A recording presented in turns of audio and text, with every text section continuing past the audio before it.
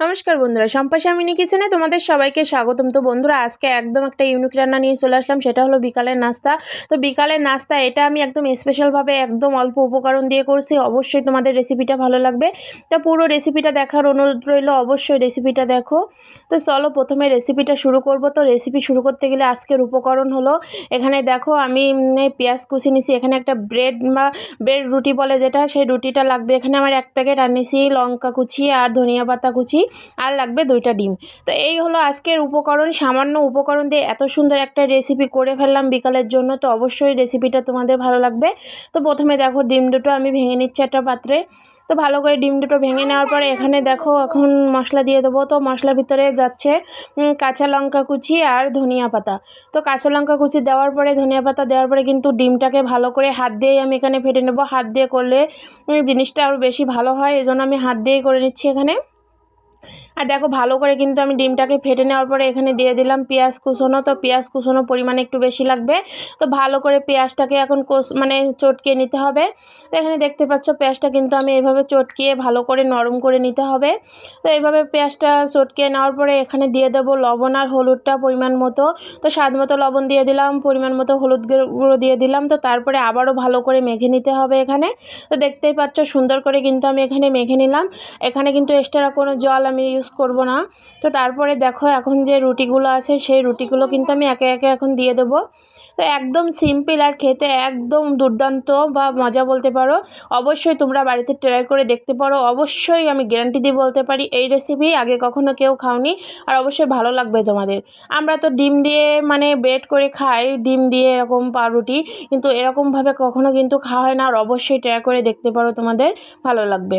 তো এই পর্যায়ে দেখো রুটিগুলো দেওয়ার পরে দেখতেই পাচ্ছ এখন ভালো করে পেঁয়াজ আর ডিমের সাথে ভালো করে কিন্তু আমি মেখে নিচ্ছি এখানে।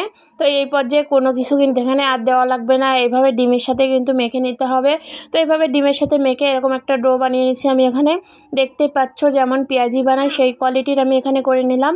তো এখন সব ভালো করে মেখে নেওয়ার পরে এখন চলো ভাজতে হবে এগুলোকে। তো কড়াই বসিয়ে নিলাম। তো কড়াইতে পরিমাণ মতো এখন সরষের তেল দিয়ে দিলাম। তো তেলটাকে কিন্তু এখন গরম করে নিতে হবে। তো এদিকে তেলটাও গরম হয়ে গেছে, আর আমি দেখো এগুলো একটু গোল গোল চ্যাপ্টা চ্যাপ্টা একটা শেপ দিয়ে নিছি। তো তোমরা চাইলে যে কোনো শেপ কিন্তু এখানে দিতে পারো। তো এইভাবে ভেজে নিতে হবে এখানে 10-5 মিনিট মতো একটা করে ভেজে নিতে হবে, তাইলে কিন্তু মচমচি হয়ে যাবে। আর একদম লো আঁচে ভাজতে হবে এখানে, কিন্তু একটু হাইট দেওয়া যাবে না, তাইলে কিন্তু মুচমুচি উপরটা হবে, ভেতরটা কিন্তু ভালো হবে না। তো এভাবে দেখো আমি সুন্দর করে কিন্তু এখন একে একে ভেজে নেব। তো এক পিঠ কিন্তু এখানে হয়েই গেছে, তো আমি উল্টে নেব। তো এইভাবে রুটি দিয়ে খেতে কিন্তু অনেক মজা লাগে বন্ধুরা, তোমরা একবার হলেও ট্রাই করে দেখতে পারো, তোমাদের অবশ্যই ভালো লাগবে। তো দেখতেই পাচ্ছ এদিকে কিন্তু আমি ভালো করে ভেজে নিচ্ছি। তো এখন কিন্তু সুন্দর করে আরও এক পিঠ ভাজা হয়ে গেল এখানে। তো এখন আরও এক পিঠ উল্টে নিচ্ছি আমি এরকম লাল লাল করে, একদম লাল লাল হয়ে যাবে ভেজা, তখন কিন্তু নামিয়ে নিতে হবে। তো দেখতেই পাচ্ছ আমার কিন্তু এখানে লাল লাল করে ভেজে নেওয়া হয়ে গেছে, দেখতেই পাচ্ছ কতটা মুচমুচে হয়ে গেছে। তো এখন এই পর্যায়ে কিন্তু আমি তুলে নেব। তো সবগুলোকে কিন্তু আমি এখানে তুলে নিছি। তো এখন দেখো বাকি যেগুলো আছে সেগুলোও কিন্তু একই শেপে কিন্তু আমি তেলের ভিতরে দিয়ে দিচ্ছি। তো দেখতেই পাচ্ছ এইভাবে কিন্তু আমি এগুলোকে ভেজে নেব। তো আমার এই ছোট্ট ভিডিওগুলো দেখে যদি তোমাদের ভালো লাগে অবশ্যই লাইক কমেন্ট শেয়ার করতে ভুলবে না। ফেসবুক থেকে দেখলে পেজটা ফলো করে দিও, ইউটিউব থেকে দেখলে চ্যানেলটা সাবস্ক্রাইব করে দিও। তো আজকের ভিডিওটা কেমন লাগলো সেটাও জানাতে কিন্তু একটু ভুলবে না। তো এইভাবে সবগুলো কিন্তু আমি এখানে দিয়ে নিলাম। তো আবারও উল্টে পাল্টে কিন্তু ভেজে নেব লাল লাল করে। তো একদম সহজ রেসিপি, অবশ্যই তোমাদের এটা ঘরোয়া সব কিছুই কিন্তু থাকে, শুধু একটু রুটিটা কিনে আনলেই কিন্তু এত দুর্দান্ত বিকালের নাস্তাটা তোমাদের তৈরি করতে পারছো। তো আজকের রেসিপিটা অবশ্যই মনে করি ভালো লাগবে। তো আশা করি ভালো হয়েছে রেসিপিটা। তো দেখতেই পাচ্ছ কতটা মুসমুসে, কতটা সুন্দর হয়েছে, খেতে কিন্তু অনেকটা সুন্দর হয়েছিল।